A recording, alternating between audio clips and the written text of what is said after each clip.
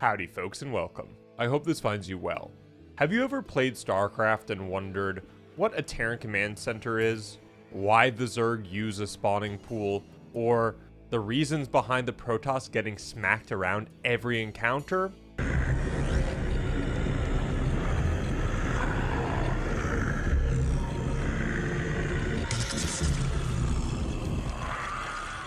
If you've asked those questions, this is the right video for you. I'll be exploring the histories of the three major races in StarCraft, how each of them got their start, came into power, and ended up at the beginning of StarCraft 1. If you want to learn more about StarCraft 1 or Brood War story, check out my retrospectives, linked down below. Now, I've always loved StarCraft since I was a kid. It wasn't just the fantastic gameplay, amazing custom games, or the competitive scene that has kept me going for 25 plus years. It was also StarCraft's story. I could always come back to the campaign and discover something new, put a piece of the puzzle together that I just couldn't as a kid. To put it simply, StarCraft's lore and story are amazing sci-fi. It's in-depth and detailed enough to bring the player in, subconsciously or consciously. Admiral, the colonist base will be overrun in a matter of minutes. Shall we intervene? Take us into orbit, Mr. Malmsteen. We've seen enough.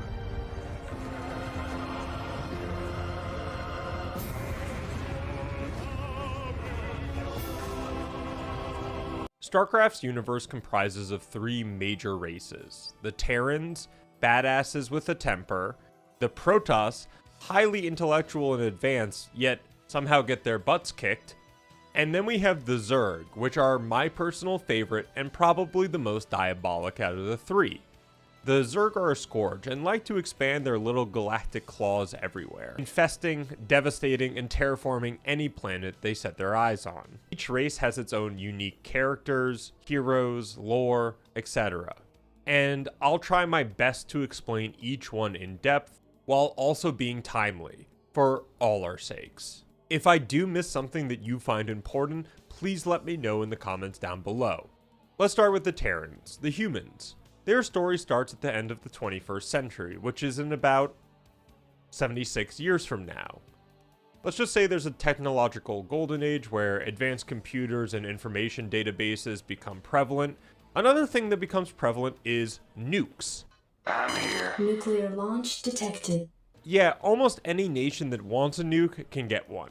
This subsequently destroys any semblance of a global order, and the world starts to splinter, with militant humanist factions pairing with religious zealots fighting off private corps that profit off of gene splicing and cloning.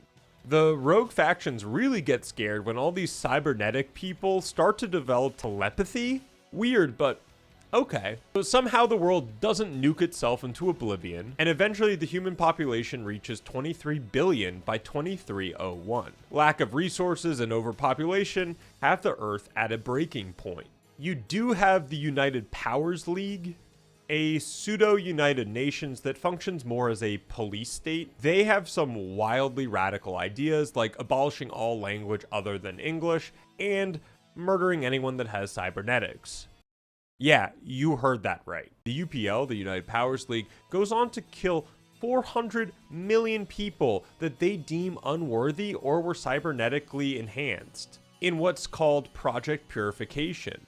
Conversely, now with the UPL sort of dominating almost all of the world except for South America, they start to go back to researching space travel and the derelict research left behind by the Americans and Soviets, including cryosleep and warp space. No, not that warp. Through their discoveries, the UPL starts colonizing our solar system with great ease. One of their aspiring scientists, Doran Ruth, becomes obsessed with the idea of finding new minerals and fuel sources outside our solar system. Somehow he convinces the UPL to give him 56,000 prisoners that were slated for execution due to their cybernetics. Now, this might sound philanthropic, but Duran has an ulterior motive for these prisoners. The prisoners had no idea that Duran was using them for a sort of genetic lottery, and he cataloged not only their DNA, but their enhancements in a supercomputer called Atlas. Pretty much, Atlas could determine the survivability of these prisoners if they were to ever make it to a suitable planet. 40,000 out of the 56,000 prisoners were deemed able to go on the long space journey. We don't know what happened to the 16,000 that were not deemed viable. The ones that were picked were loaded into 4 supercarriers, destined for the stars, each boasting high-tech navigation systems and enough rations and supplies to start a civilization somewhere else. Each of the 4 nav computers on board the ships were designated for Gantris 6. And so, the long sleep begins. During the long sleep, their journey to Gantris, the majority of prisoners were in their cryotanks sleeping. Atlas, the supercomputer that was really good at reading genes, figured out that 1% of the prisoners had a genetic strain that allowed them to be more psionic. Atlas calculated that just after a few generations, they would be able to inhabit planets not fit for humans. Unfortunately, at some point, the navigation systems just stopped working, erasing the coordinates not only for Gantris 6, but also Earth itself. All 4 supercarriers blindly went through space till their warp drive literally melted. The ships end up in the Kaprulu sector. With their engines destroyed and their life systems barely functioning, each ship has to try to make an emergency landing on their nearest celestial body. The ships Reagan and Serango crash land on the planet Umoja. Sadly, due to the Serango's massive system failure, it ignites on entry to the planet and blows up on impact, killing all 8,000 passengers on board. The Reagan did control their landing and made it safely to the planet. To the utter dismay of the newly awoken crew, they had no way of getting back to Earth, and they didn't have a clue where they were.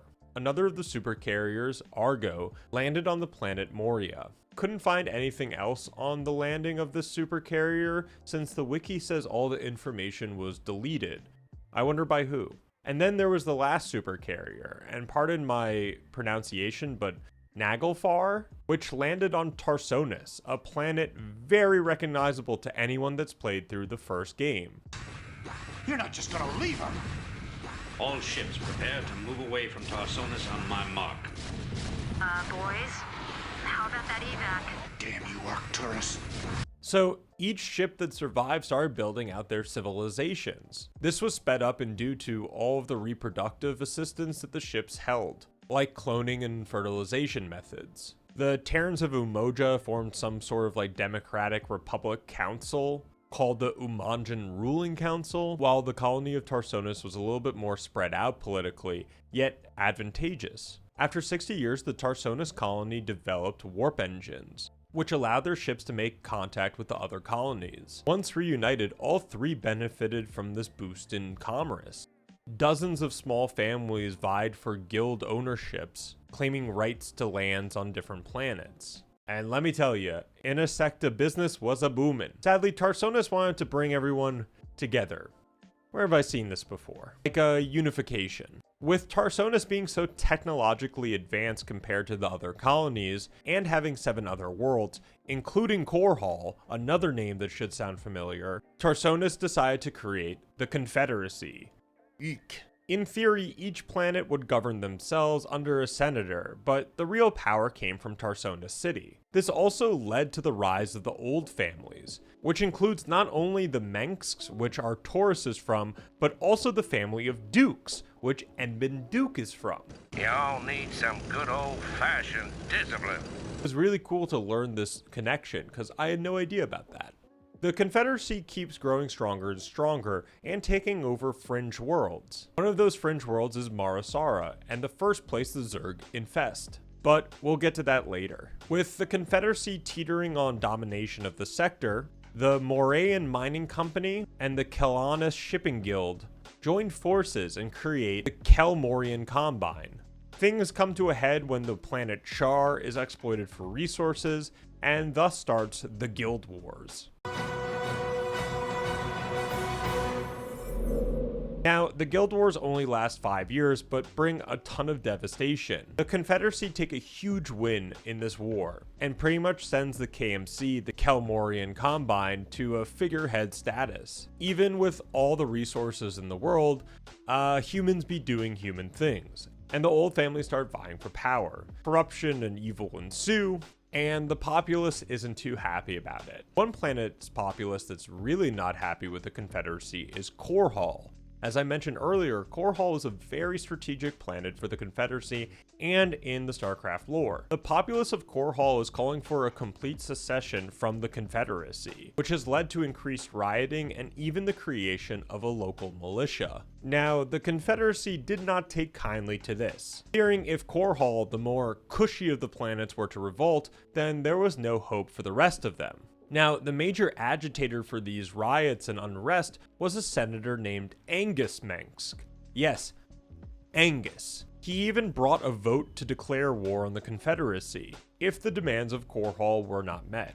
He also had increasing ties to the ostracized guild families, which the Confederacy again was not happy about. So the Confederacy sent a hit squad to kill him. The squad includes a familiar name, a Sarah Kerrigan. Kerrigan and her team of ghosts infiltrate the fortress on Korhal, not only murder Angus, his wife and daughter, but also take his head. The last remaining Mengsk, Arcturus, was going around Fringe Worlds trying to drum up support for his father and the rebellion. Now, this is where I need your help because I could not find the answer to this. Why would Arcturus later agree to have Kerrigan on his team if she was the one that not only killed his father, but beheaded him? He's on record saying he doesn't know why they did this. I would love to know the reasoning behind this. Anyways, the Confederacy does not like Arcturus having this big following, so they order the bombardment of Korhal, or better known as the destruction of Korhal. Nuclear launch detected. The Confederacy send what are called apocalypse nukes and pretty much glass the surface of the planet. Even though they nuked the planet, they didn't kill Arcturus, who was in high orbit, watching the whole entire thing happen. If you thought this would stop the rebellion, well, you're wrong. Following literal nuclear genocide, the Sons of Korhal find themselves in a unique position where they're actually getting a lot of support. While all this is happening, there's a new alien race that somehow just shows up, stretching their galactic claws and just figuring out where they're going next. Come on. Come on, then. There you are. There you are. Of course, I'm talking about the Zerg, who the Confederacy actually knew about and started experimenting on. Even weirder is that they try to experiment on the Zerg in the sole purpose of squashing these rebellions. It's like, why not make a better government? It would have been so much easier. But the Terrans have two bigger problems than trying to figure out a functioning government. Not only are the Zerg spreading rapidly, but there's another alien race, the Protoss, that are seemingly everywhere. And they have something a little bit more devastating than an apocalypse nuke.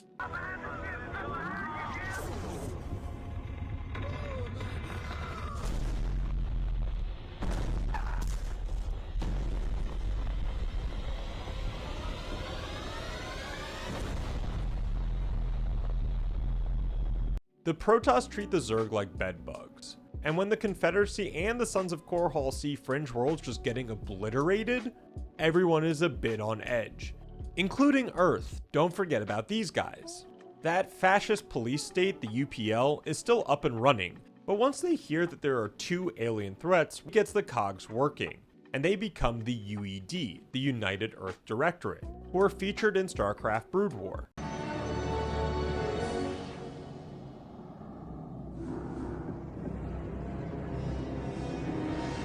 Zerg!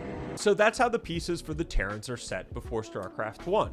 But what about the Zerg and the Protoss? How did they get to this point in time? Let's start with the Zerg. The Zerg are native to Xeris, an ashen world in the center of the Milky Way galaxy. Just how scientists have discovered life growing in ammonia, Zerg grew from the toxic chemicals emanating from the surface of the planet. It was the first spawning pool. It takes millions of years of evolution for the Zerg and some divine intervention. We won't talk about them in this video since they deserve their own. But there is a progenitor race called the Xel'Naga. The only thing you need to know about the Xel'Naga right now is that they can give the purity of form and the purity of essence. Think about it like Adam and Eve and the apple. And the purity of form, the first essence, has already gone to the Protoss. But an emo Xel'Naga named Amon wants to rebel against this system and thinks it's a great idea to give the Zerg the other half of the life essence. Amon also messes with the Zerg's evolution, which allows the Zerg to manipulate other living tissue and their own genetics, pretty much being able to assimilate any living organism. This surprises the Xel'Naga higher ups, because after like 100,000 years, they can't even recognize the species. The Zerg have a drive to evolve. There's no stopping it. It's really cool to think about this in the context of gameplay and how the Zerg function mechanically. So the Xel'Naga come to realize that they've just created an unstoppable blob of destruction. And with their knowledge of the Aeons of Strife, they don't want to repeat that. And we'll get there. The Xel'Naga create the Overmind to control the swarms. At the beginning, the Overmind was semi-sentient, but was only there to sort of satiate the needs of the brood, like evolving and food. Oh boy, does the Overmind like to evolve. Who's that? Zerg. The Crackling. The Overmind also smartly divides itself into a hierarchy, creating Cerebrits, gigantic versions of larvae, something I didn't even know, who control vast parts of the swarm. From the Cerebrits, they delegate their powers to the queens and overlords. Even though the Overmind is semi-sentient, it lacks free will. During its creation, Amon secretly places a directive into the Overmind, where it has to assimilate with the Protoss, creating some sort of super race. It's interesting to think about because at the end of the day, each action the Overmind takes is trying to get to that one goal. As the Zerg reached its potential on Xeris for evolution, the Overmind knew it had to expand to different planets or face extinction. Using its psionic abilities, it lures spacefaring factions to it and assimilates them, making sure that the Zerg can fly in deep space. Unfortunately for Amon, the rest of the Xel'Naga figure out his plans to create some sort of super species without their knowledge, and a war erupts over Xeris. Amon unleashes the swarm on the other Xel'Naga, but the Overmind snaps its psionic connection with him and absorbs most of the Xel'Naga fleet. By doing this, the Overmind just turned into the biggest biomass supercomputer there is in the galaxy. Know that I am the Overmind, the eternal will of the swarm, and that you have been created to serve me. He has thousands of sentient godlike beings absorbed into him, with all of their knowledge and their past experiences. Now, some Xel'Naga do escape, including Amon, but the course of the Zerg has been set. With the knowledge from feeding off the Xel'Naga, the Overmind knows exactly where Aiur is, the homeworld of the Protoss. And remember that secret directive? I know where the Overmind's going. It had one goal: to assimilate both species, even if it knew it would be the end for both. Zerg spread throughout the galaxy. There is no natural predator to stop them. The Protoss do have an advantage of psionic powers compared to the Zerg. Fortunately for them, look who showed up in the Karpulu sector. A bunch of psionic leaning organisms that are amazing for assimilation. Womp womp Terran. So the Overmind sends probes out to discover this new power, and the swarm immediately start infesting the fringe colonies.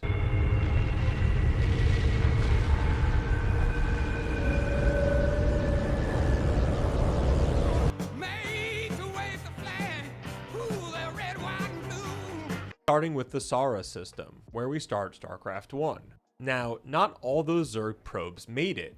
Some got caught by the Protoss, who were very interested to see that this new life form reacted to the Xel'Naga crystals. The Protoss determined that this was the other side of the essence, which is not a good thing for them. They don't want to be assimilated. But how did the Protoss even end up in this position? The Protoss have a big history, so this will be the gist of it. And I wasn't joking.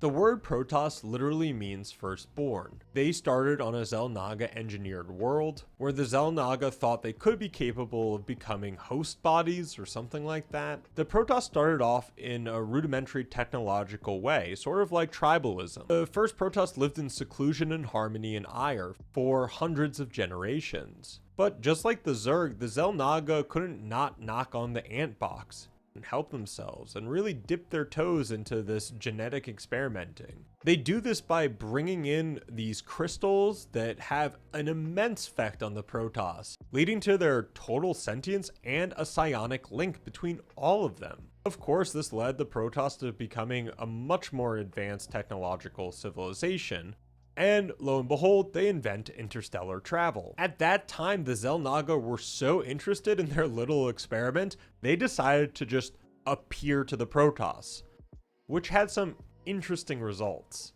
Do we know what this giant head wants? Show me what you got! The Protoss, witnessing their gods come down and say, find more technology or discover more things, kind of has like an adverse effect. They become a lot more tribal and insular, trying to figure out technologies for their own people, not for the Protoss fully. And no one blinks an eye because they have a holy mandate. Xel'Naga couldn't stop there. After a while, they thought, what happens if we split the crystals and hide them? Maybe the tribes would develop differently. You think? The crystals were named Uraj and Kalis. The Protoss, still being super intelligent, kind of realized the Xel'Naga might not be the outstanding gods they once thought. Rumors start spreading around the tribes that the Xel'Naga actually want to destroy the Protoss, which is kind of true. Amon does think they've gotten a little bit too unruly. This leads to the Day of Darkness, where the Xel'Naga just say bye and try to leave. This infuriates the Protoss tribes, who try to attack the Xel'Naga. Now, there is a contingent of Protoss that actually do join the Xel'Naga, and they're called the Tal'Darim. They're the special ops zealots, and you don't want to mess with them. The tribes cannot stop the Xel'Naga or the Tal'Darim from leaving, and a Great Depression sets in. I would probably be having an existential crisis too right now if my creator showed up, physically experimented on us, and then said, bye. So this leads to the Aeon of Strife, what I referenced a little bit earlier. The Protoss can't just quote Nietzsche and say, God is dead. They go into this prolonged civil war that lasts for millennia, and their psionic bond pretty much is negated. This civil war doesn't end until a Protoss named Kos discovers a Xel'Naga book and realizes that they were the ones that split the crystal and the psionic bond millennia ago. He unearths them and recreates the bond. Remembering that they can feel empathy for each other, the Protoss start to band together.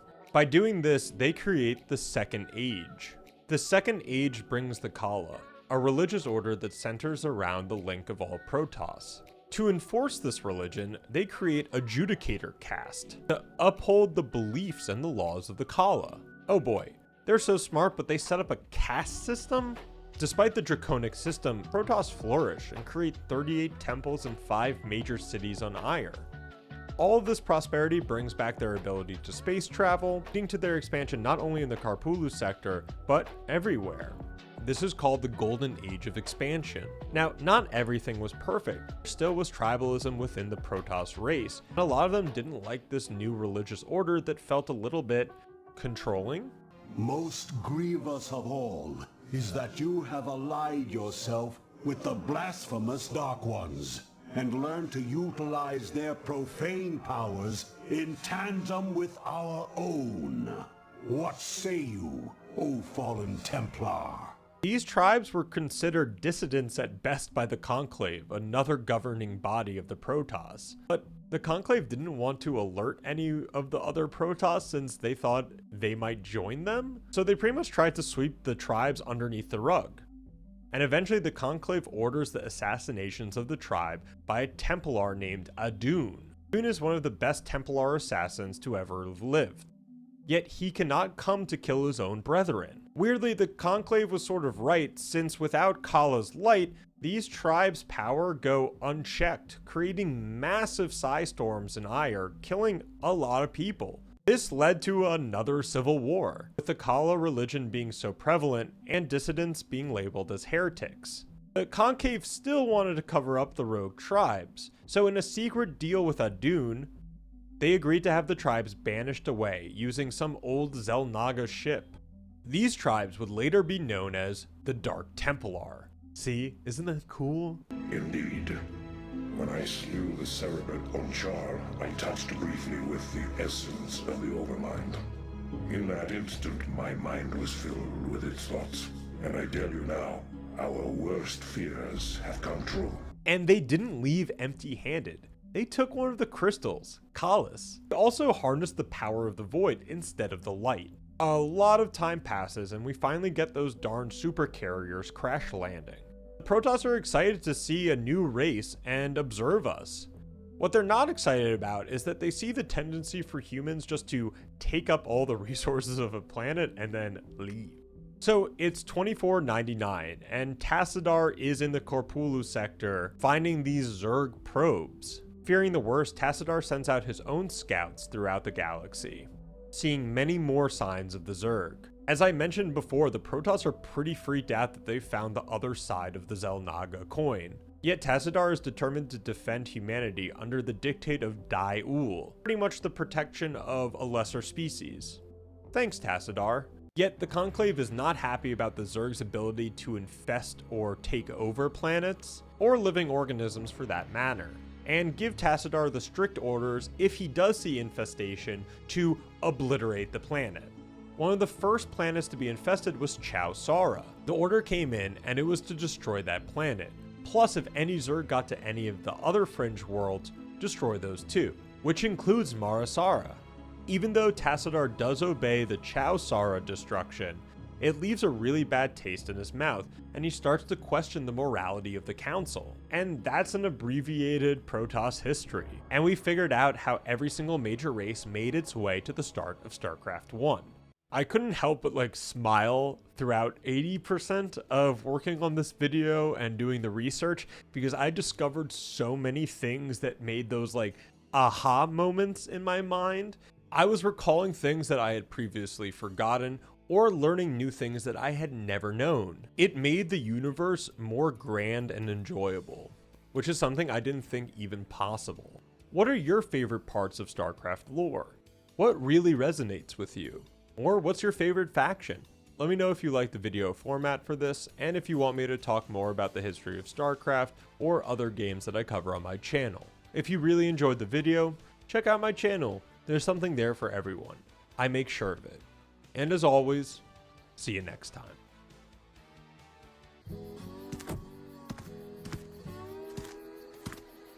Looks like you mashed some poor fella's dog, Sarge. It's a Zergling, Lester. Smaller type of Zerg. They can be out this far unless... Oh, shit.